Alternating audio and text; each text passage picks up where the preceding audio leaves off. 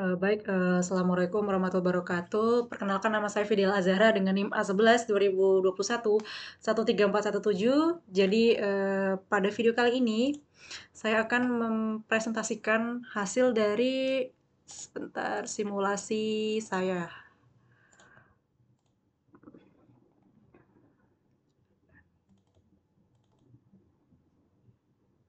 Oke, jadi ini merupakan workshop kemarin ya. Ini merupakan simulasi untuk ujian LSP Data Science.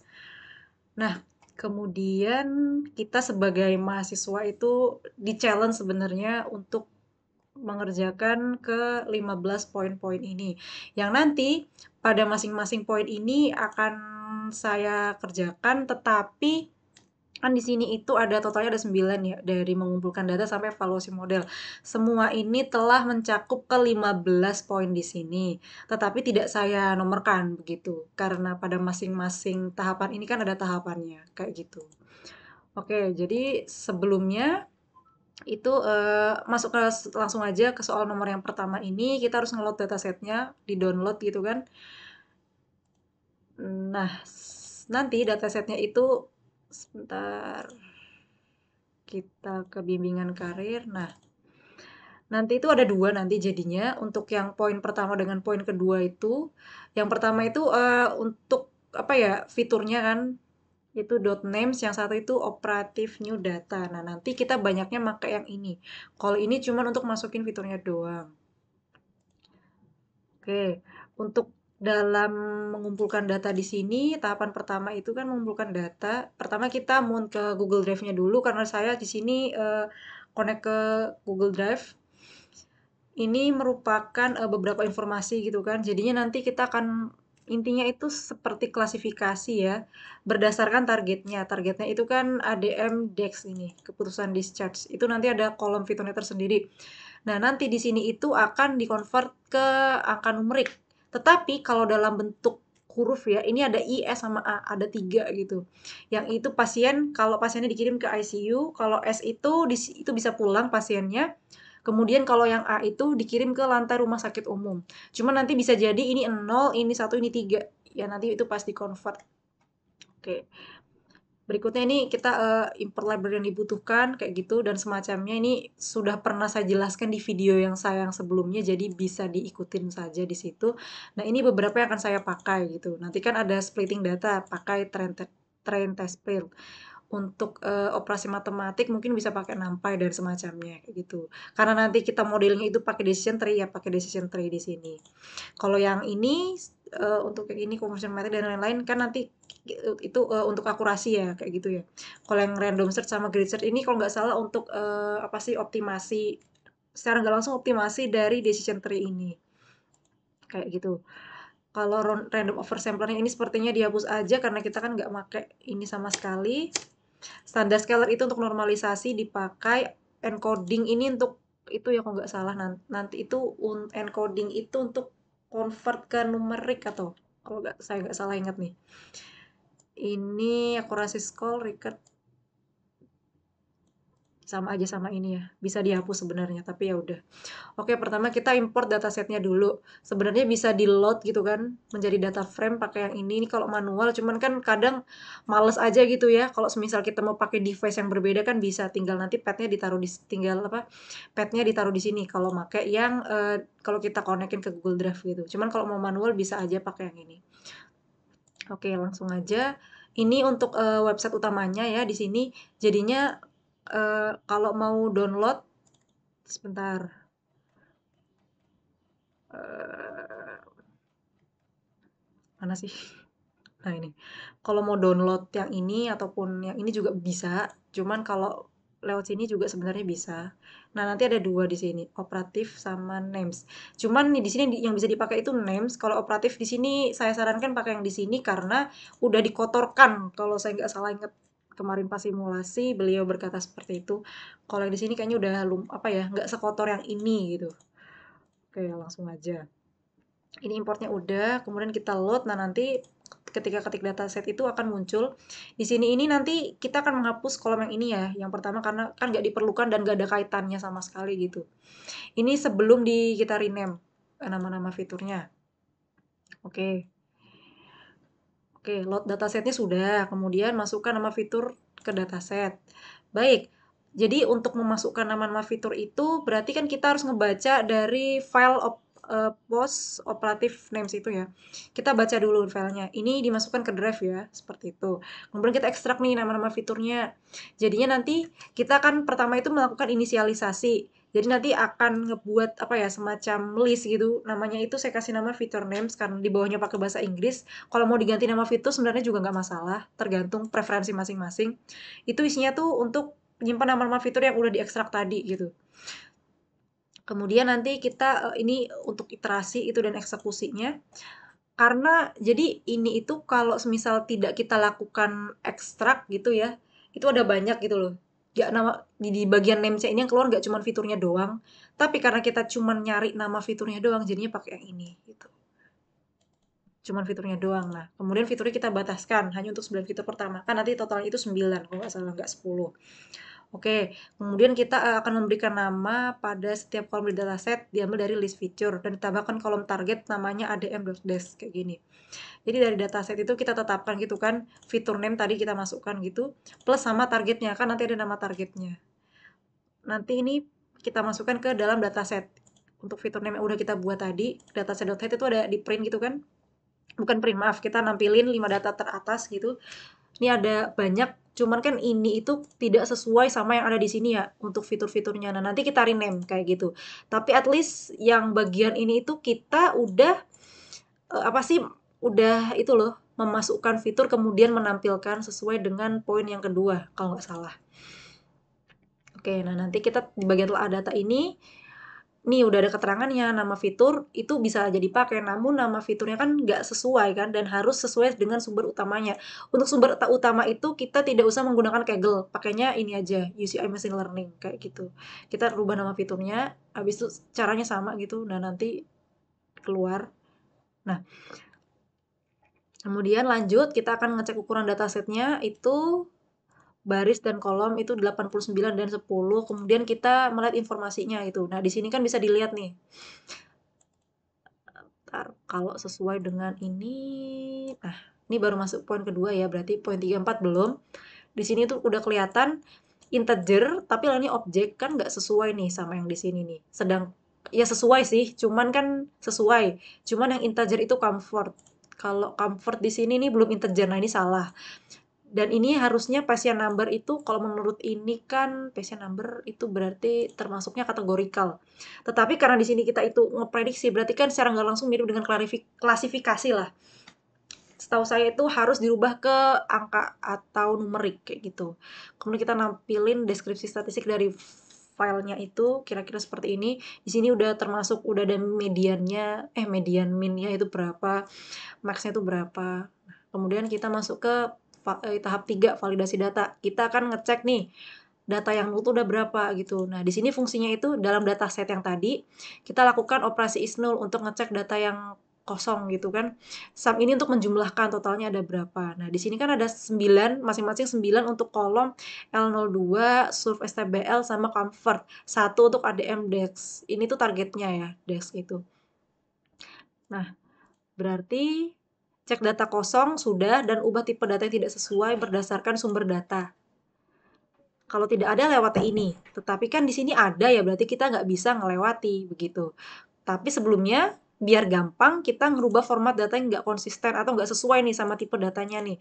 Sebenarnya udah sesuai kalau sama ini, cuman kan gimana mau diolah kalau tipenya itu bukan numerik kayak gitu. Berarti kan harus kita ubah ke angka. Oke, pertama kita akan ngisi missing value dengan teknik yang sesuai dulu nih nanti nih. Jadi ini itu kita dalam kan ini L02 ya. Ada 9 missing value di L02 kita isi pakai mode gitu. Yang ini juga sama, pokoknya yang kosong-kosong kayak gitu kan. Nah, udah diisi missing value-nya berarti yang mana sih poin ke ini. Cek data kosong dan ubah tipe data yang tidak sesuai. Itu berarti poinnya nanti. Oke. Kemudian kita mengganti non-numeric value dengan NaN. Berarti yang di comfort ini kan kalau semisal dirubah ke numerik itu kan belum tentu dia itu integer ya, bisa jadi nanti tuh dapetnya float atau apa gitu. Nah, nanti kita rubah di sini, kayak gitu. Kemudian kita ngisi missing value pada kolom convert dengan nilai median dari kolom tersebut. Kalau tadi kan ini kita pakai mode ya, kalau ini kita pakai median untuk missing value-nya di convert. Habis itu kita rubah tipe datanya ke dalam integer yang di sini. Oh, salah-salah. Kalau ini ganti non-numeric value dengan sama aja sih sebenarnya. Yang ini itu untuk ngerubah ke integer. Kalau yang lainnya itu ya untuk itu ngisi missing value-nya kayak begitu. Nah, berarti kan kita udah ngerubah nih ya, yang poin 3 itu udah clear. Cek data kosong lalu ubah tipe datanya. Ubah data yang memiliki format tidak konsisten itu tadi sudah dilakukan. Kemudian handle data kosong. Nah, ini nih. Handle data kosong kan udah tadi.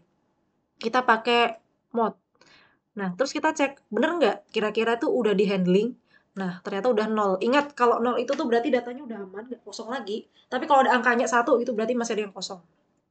Ini udah semuanya. Habis itu, kita ngelakuin cek terhadap data duplikat. Di sini, bentar, di sini nggak ada itu ya, cek data duplikat. Oh, ada nih. Poin 4, 5 udah nih, udah clear. Berarti kita masuk ke poin 6. Cek dan drop data duplikat.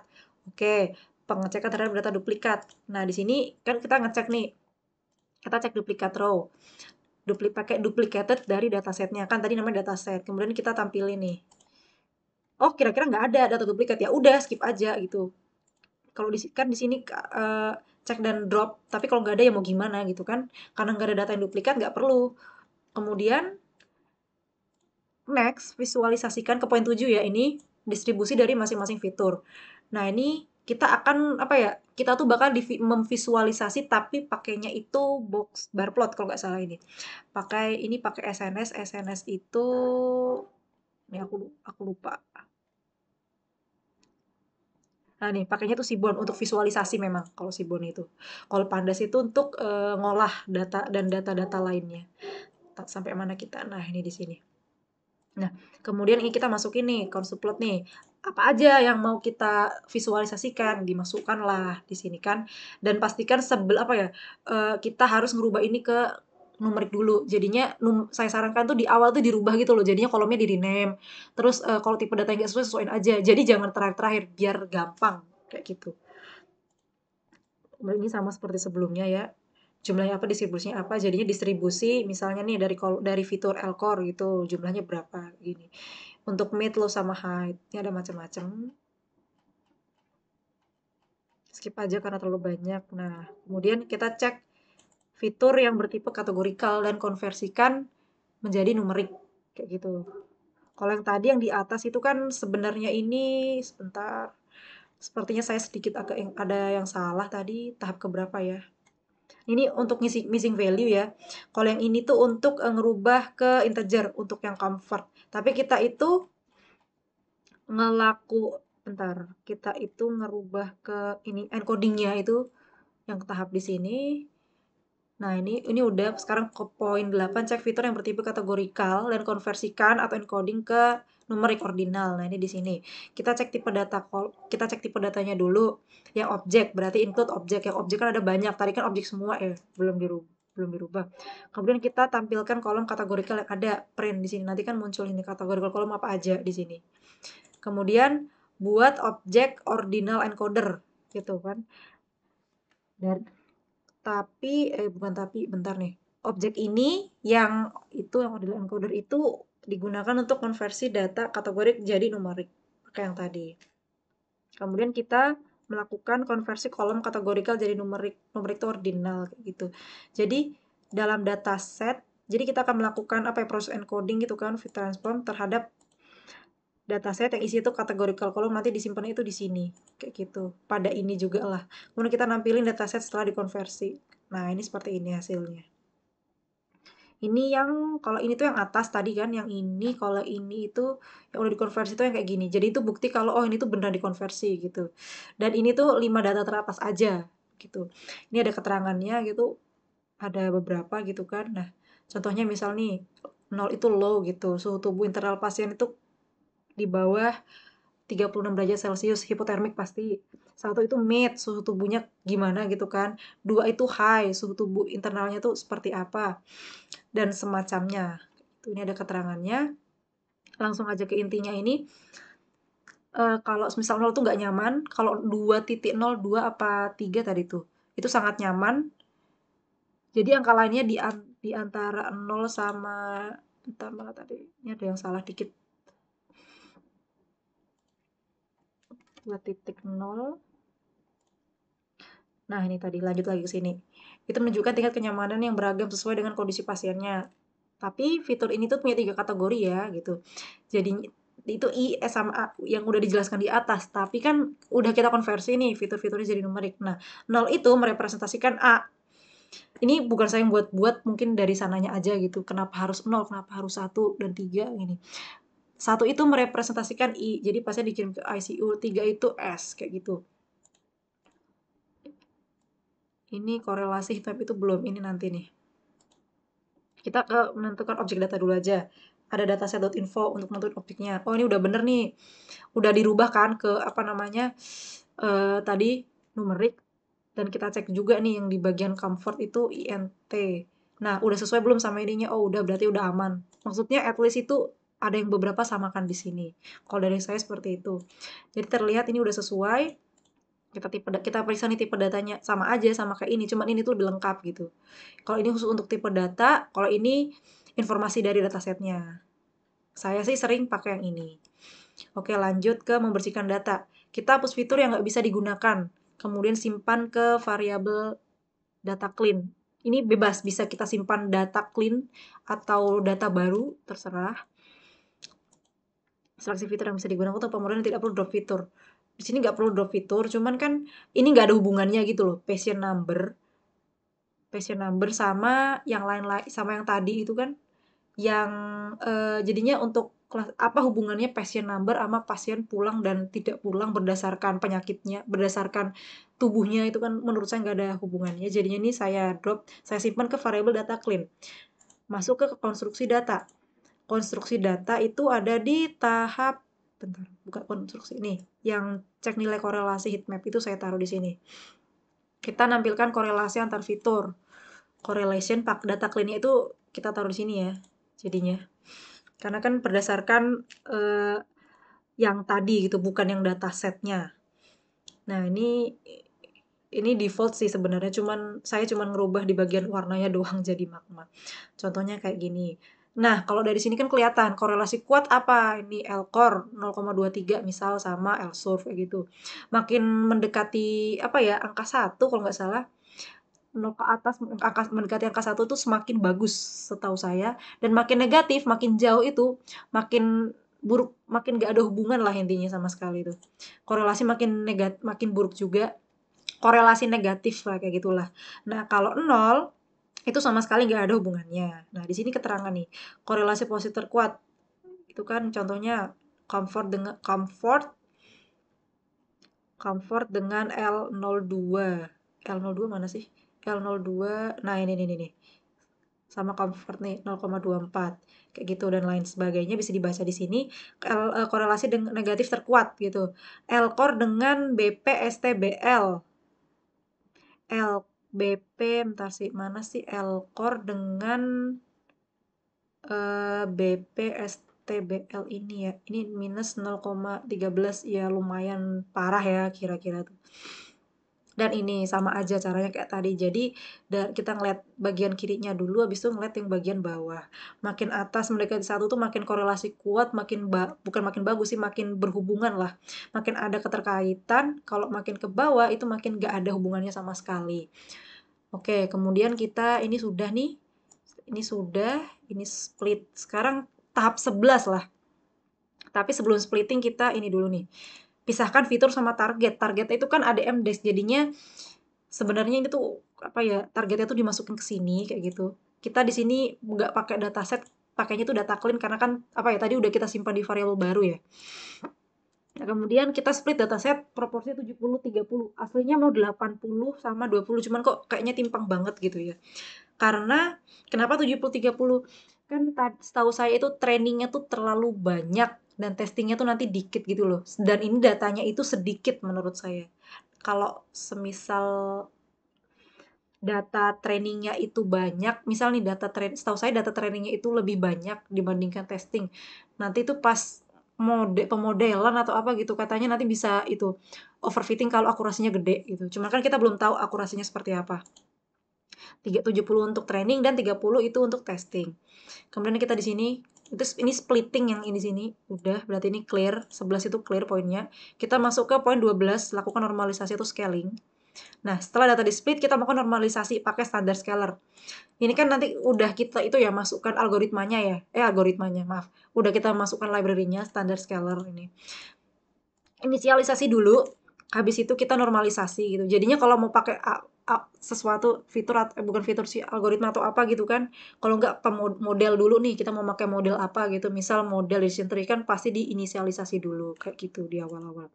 Ini juga sama, standar scalar normalisasi, inisialisasi dulu, habis itu kita pakai kita normalisasikan fiturnya kayak gitu. Ini kalau kita mau nampilin. Kalau ini jujur saya kurang paham apa maksudnya, gimana ya cara, ya ini paham angka cuman apa kaitannya gitu loh, negatif positif saya kurang paham yang ini, cuman kurang lebih seperti ini kalau kita mau nampilin. Nah, gunakan model decision tree, berarti udah ditentuin kita nggak boleh pakai model lain, harus pakai DT di sini.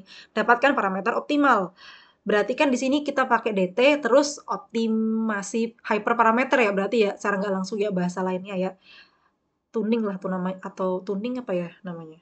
Nah, di sini itu pakai grid search sama random search. Nanti ini kan bisa pilih ya di sini ya. Di nomor 13 tuh milih pakai ini atau pakai ini. Cuman karena saya juga kepo ya saya pakai dua-duanya aja. Nanti dibandingkan mana yang lebih bagus kayak gitu. Jangan sampai salah satunya tuh sama aja. Jangan sampai misal nih grid search atau random search itu setelah kita pakai apa ya optimasi gitu kan, kok hasilnya sama aja sama yang defaultnya gitu kan, jangan sampai.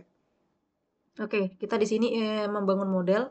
Kita pakai model decision tree gini. Nah, ini kita buat fungsi namanya itu evaluation. Kenapa bahasa Inggris? Karena atasnya Inggris semua gitu. Jadi kan aneh kalau evaluasi di sini. YT sama Y-prate-nya kita masukkan kayak gitu. Nah, itu nanti di sini itu fungsinya itu nanti kita akan memunculkan itu F1 score, recall gitu-gitu kan, akurasi dan lain-lain, precision juga. Kemudian metric disk-nya di sini. Terus setelah kita return itu kita ini nih. Kan awalnya itu tadi yang normal yang udah dioptimalkan sama yang belum. Di sini itu kita yang belum aja kayak gitu. Kemudian nanti kita evaluasi. Ini tuh untuk ngeprint aja sih sebenarnya sih. Nah, seperti ini. Kan jelek banget ya. Evaluasi model decision tree dengan parameter default. Nah, ini kan berarti kalau nggak salah testingnya ya. Seingat saya sudah melakukan kalau trainingnya tuh bagus kalau nggak salah. Cuma di sini dapatnya itu 0,519. Dibuletin tetap 50 juga sih sebenarnya, jelek gitu. Nah, sebelumnya ini jadi kenapa jelek? Sebenarnya kalau diperbagus itu bisa, tapi itu kita harus ngelakuin apa namanya? Handling outlier. Sebelumnya udah saya handling outlier juga, tetapi kan nggak saya terapkan di sini. Sebelumnya saya coba-coba juga gitu. Nah, setelah di handling outlier itu ternyata dikit gitu kan, nggak ngaruh juga. Jadi ya udahlah. Habis itu saya itu melakukan ngebalancein datasetnya. Awalnya mau pakai smooth, cuman kok karena smooth itu kan cocok untuk data yang sedikit gitu kan setahu saya. Cuman kok karena ya jomplang banget gitu ya. Yang satu datanya itu 40 atau berapa, yang satu tuh di bawah 10 kan jauh banget gitu ya. Dan pasti coba error, biasanya nggak error, nggak tahu kenapa error, mungkin karena datanya terlalu jauh, apa ya, ketimpangan yang sangat mengerikan gitu. Alhasil saya pakai random oversampler gitu. Bagusnya random oversampler ini akurasinya lebih bagus aja sih, cuman resikonya itu dia akan overfitting. Nah, sebelum ini kan normal ya, nggak saya campur-campurkan sama yang tadi gitu, itu nyentuh ke angka 0,91, itu menurut saya itu overfit, walaupun nggak nyentuh 99 ke atas lah.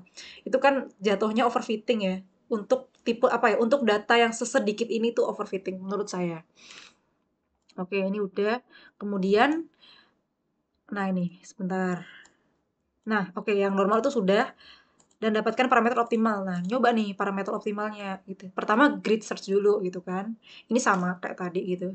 Nah, kalau yang ini itu untuk ngebagi ini tuh devnya itu tuh kayak apa ya kan namanya aja pohon gitu kan, decision tree pohon keputusan nanti itu makin ke bawah makin makin bagus makin dalam gitu.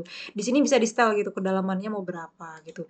Kalau min sample split ini jumlah minimal sampel untuk pembagian. Kalau yang ini jujur saya pakai default aja gitu dari sananya seperti ini 2,5,10. Kalau ini untuk minimal sampel di daunnya. Nah, itu pakai di sini pakai get search ini. Kemudian di sini kalau misalnya kita mau tampilkan parameter dari git search-nya itu base parameter terbaiknya gitu kan. Ini tuh berdasarkan itu X sama berdasarkan trainingnya. Kemudian gunakan model dengan parameter terbaik gitu kan. Nah, ya kayak tadi mirip-mirip gitu. Base parameternya nih. Evaluation model bla bla bla bla. Sama aja sebenarnya kan berarti kan 0,519, 0,519, 415 kalau mau dibandingkan tuh nggak jauh beda gitu. Nah, tapi kita masih punya harapan di random search gitu kan. Untung saya tidak melakukan salah satu saja. Kalau salah satu kan sama aja nggak ada bedanya. Nah, harapannya dengan melakukan satu lagi, dua gitu, ada apa ya, dengan optimasi yang lebih baik gitu loh. Bisa menghasilkan model yang lebih bagus. Nah, ini random search ini sama aja kayak tadi, cuman pakainya kan random search untuk parameter optimal gitu kan di sini. Ini caranya sama gitu. Nah, ini ketemu 0, sama aja ya sebenarnya ya. Nggak jauh beda. Ini untuk testingnya. Kalau saya tidak salah ingat. Nah, kemudian membuat fungsi untuk correlation matrix-nya di sini. Untuk correlation matrix itu kalau cek nilai korelasi heatmap kan tadi udah ya. Heatmap-nya udah. Kemudian jelaskan hasil confusion matrix yang didapat. Confusion bukan correlation. Confusion.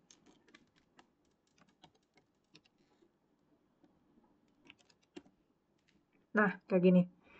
Kita buat fungsinya dulu nih, def plot confusion matrix nih. Ya tes, ya pret sama modelnya, nama modelnya kita masukkan.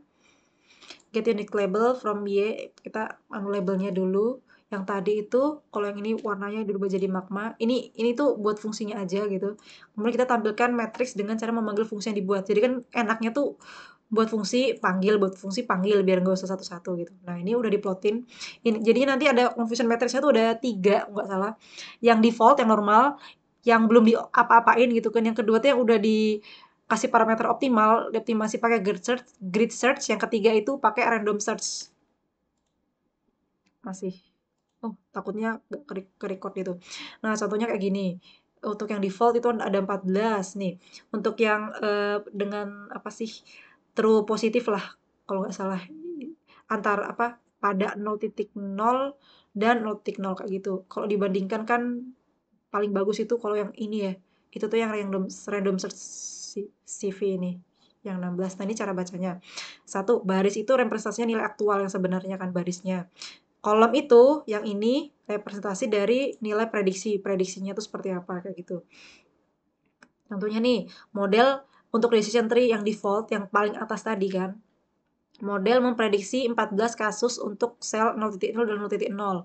Ya kan sama 0,0 dan 0,0. Contohnya yang ini, kita ngambil satu. Ini untuk prediksi salah ini 2,0 dan 3,0. Mari kita lihat. Nah, terdapat 2 kasus label 0,0 yang salah diprediksi sebagai label 0,0 dan 3,0 gitu kan. Kemudian contohnya yang mana yang ini lagi, decision tree, random search CV. Satu kesalahan prediksi pada label 0,0 dan 2,0. Kita lihat satu kesalahan prediksi 0,0 dan 2,0. Ini kan true yang asli gitu. Prediksinya itu seperti apa gitu loh. Terhadap apa kayak gitulah istilahnya. Udah ada keterangannya di sini. Berarti yang ini confusion matrix ini udah clear ya. Berarti tinggal poin terakhir 15. Jelaskan hasil akurasi, presisi, dan recall berdasarkan training dan testing. Nah, ini terakhir pas evaluasi hasil pemodelan. Kita akan melakukan evaluasi. Evaluasinya ini di sini tuh nanti pertama saya tampilkan grafiknya dulu ya, visualisasi bar plot gitu biar enak dilihat dulu gitu. Kita melihat warna di situ, kemudian kita akan apa ya dijabarkan gitu. Tapi pakainya itu nanti itu ada akurasi, recall, F1 score dan lain-lain. Terus biar enak dilihat juga pakainya bentar. mana ya, classification report nanti, biar lebih enak dilihat aja. Nah, kita bikin fungsinya nih, kayak tadi yang kayak di atas kan, untuk visualisasi gitu. Untuk menampilkan akurasinya, ini ukurannya gitu, ini warnanya, nggak penting. Membuat grafik dengan warna gamma, iya, dari awal rutin kan warnanya seperti itu. Ini untuk nampilin angka di atas batang, oke, udah. Ini untuk judulnya, nanti yang kanan, kiri, atas, bawah itu kan judulnya apa gitu, terus modelnya nanti apa, akurasinya gimana, kayak gitu. Sama aja. Nah, kemudian di sini nanti dipanggil ya. Ini kan nama fungsinya kan plot akurasi comparison, kita panggil nih. Fungsinya kita panggil gitu, jadinya auto gitu kan. Kita panggil fungsinya untuk plot akurasinya, dan setelah di-run seperti ini gitu kan. Sebenarnya berdasarkan ketiga ini ya, nilainya akurasi itu berdasarkan ketiga ini yang normal ya, decision tree. Ini decision tree grid search. Kalau ini pakainya random search. Dari ketiga ini ya sama-sama buruk sebenarnya. Kenapa tadi di awal saya bilang nggak jauh beda, karena tetap 0,5 gitu kan depannya. Harapan saya ya salah satunya ada yang 0,7, kalau nggak 0,8. Cuman ya udah nggak apa-apa gitu kan. Bukan nggak apa-apa. Pertama mungkin datanya terlalu sedikit gitu, jadinya tadi pas di splitting gitu kan juga ngaruh gitu kan, bagian splittingnya tadi. Mungkin ini bisa meningkat kalau datanya itu banyak, dan kita bisa lebih ngeleluasa lah pas membagi datasetnya. Dan kalau datanya lumayan agak banyak kan enak ya, kalau ketika kita nanti di imbalance datasetnya sama handling outliernya itu bisa meningkatkan semuanya, seperti itu. Yang paling tinggi di sini 0,593 setelah decision tree setelah melakukan optimasi randomized search CV kayak gitu. Nah, kemudian ini kita akan buat nilai akurasi ini, jelaskan hasil nilai akurasi kan, precision, recall, dan lain-lain pada training sama testingnya. Sini ada nih nanti. Ini untuk yang decision tree default, ini grid search, ini random search itu. Berdasarkan apa tadi training sama testingnya. Contoh ini udah ada nih di sini. Decision tree default, training datanya itu akurasinya 0,97, trainingnya doang emang bagus. Tapi kalau kita lihat testingnya itu 0,52, jelek banget. Ini untuk decision tree yang default. 0,52 sama aja kan, 0,59 dibulatin 0,52. Gak jauh beda. Kemudian grid search CV. Trainingnya emang akurasinya ya bagus, cuman testingnya yang jelek banget, 0,52 sama aja kan, gak jauh beda. Jadi kesimpulannya untuk yang ini sama itu sama aja. Berarti kan harapan kita yang kayak yang ini kan. Yang terakhir ini akurasinya emang bentar. Kalau yang terakhir ini akurasinya jelek, ya nurun ya akurasinya lah dari yang sebelumnya. Cuman bisa dikatakan bagus karena hasil testingnya tuh 0,59. Better ketimbang yang dua ini. Nah, di sini sudah saya buat kesimpulan gini. Jadinya kesimpulan itu ada kesimpulan umum sama 3 kesimpulan utama. Yang pertama itu kesimpulan utama berdasarkan decision tree ini sebelum melakukan optimasi tadi kan. Akurasi trainingnya itu emang tinggi kan. Jadi yang ini sama yang ini tuh sama aja. Akurasi trainingnya tinggi. Tapi kalau yang ini tuh testingnya tuh lebih rendah. Ada potensi overfitting berarti. Kalau decision tree yang grid search ini sama-sama tinggi ya kalau dibandingkan sama testingnya. Cuman kan akurasi training itu sedikit menurun gitu. Akurasi testingnya itu naik gitu. Tetap ada indikasi kalau itu bisa mengurangi overfitting.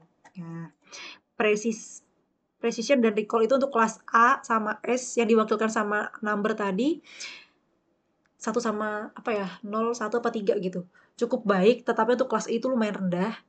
Itu menunjukkan menunjukkan kesulitan kan dalam memprediksi kelas tersebut. Kalau overall ini, model ini tuh performanya ya bukan di sini saya tulis lumayan, cuman jelek aja ya. Cuman kategorinya tuh lumayan untuk data yang sedikit lah. Tapi perlu kita tingkatkan terutama dalam menangani kelas yang I. Kemudian yang kedua ini yang kita fokus ke nomor 2 aja. Nomor 1 udah saya jelaskan. Presisi sama recall ini tuh kelas A sama S tuh baik, tapi ada peningkatan di kelas I-nya. Itu menunjukkan peningkatan kemampuan prediksi ya. Optimasi pakai grid search ini menghasilkan model yang lebih baik walaupun hasil testingnya itu nggak jauh beda, seperti itu. Nah, yang terakhir ini decision tree setelah optimasi pakai random site search. Akurasi trainingnya tuh meningkat. Yang tadi kan 0,74, yang 0,74 ini 0,59. Cuman dari yang normal ke ini itu anu ya, yang normal itu ke random size itu naik itu untuk trainingnya. Yang ini juga naik sih, sama-sama naik gitu. Sebelum optimasi dan grid search CV. Cuma dari grid search CV untuk testingnya itu kalau saya tidak salah lihat, nah ini dari yang grid search CV kalau yang akurasi trainingnya itu turun ya dari 0,81 di sini 74. Sedangkan kalau tapi testingnya itu naik kok dari 52 ke 59. Oke. Presiden recall untuk semua kelas naik nih di sini, menunjukkan peningkatan kemampuan. Nah, random size ini itu menghasilkan model terbaik dengan performa paling tinggi. Tapi kalau di sini kalau bisa saya bulatkan anggap aja 0,60 lah ya. Biar nggak jelek-jelek amat. Oke, untuk kesimpulan umumnya, optimasi hyperparameter dengan grid search dan random ini bisa meningkatkan kan. Ya kalau yang grid ini tidak meningkatkan sebenarnya karena sama aja sih saya lihat-lihat sih. Untuk memprediksi targetnya. Tapi random set ini menghasilkan model yang paling optimal dengan akurasi, presisi, dan recall yang lebih tinggi dibandingkan model sebelum optimasi sama optimasi pakai grid search CV-nya. Model decision tree setelah optimasi, terutama yang ini kan dapat dipertimbangkan untuk digunakan dalam memprediksi keputusannya di pasien seperti itu. Ya kurang lebih seperti ini hasil dari simulasi saya pribadi dan mohon maaf jika ada beberapa yang kurang gitu. Kalau semisal ada yang salah gitu, semisal nih, ini tuh bisa dilakukan apa namanya tuh handling outlier. Nanti kalau semisal dilakuin, bisa ternyata kalau semisal di handling imbalance pakai smooth. Kalau semisal kalian menemukan caranya ya komentar aja gitu di kolom komentar. Cuman ini saya belum nemu, makanya ya udah saya biarin aja normalnya ini. Dan alasan saya tidak melebihi semua ini ya saya berfokus ke poin-poin ini saja gitu. Ya walaupun udah dilakukan secara pribadi gitu kan sebelum merekam ini melakukan segala handling tapi kok overfitting ya. Mendingan original aja daripada overfitting kan parah. Oke, jadi sekian yang bisa saya sampaikan. Kurang lebihnya mohon maaf. Untuk kodenya mohon maaf tidak bisa saya share karena saya hanya disuruh untuk membuat video. Dan saya harap dengan tidak di-share-nya codingan ini gitu teman-teman yang lain bisa bisa agak lama menonton video saya biar durasinya meningkat dan jangan lupa like dan subscribe-nya. Oke, sekian dari saya. Billahi taufiq wal hidayah. Wassalamualaikum warahmatullahi wabarakatuh.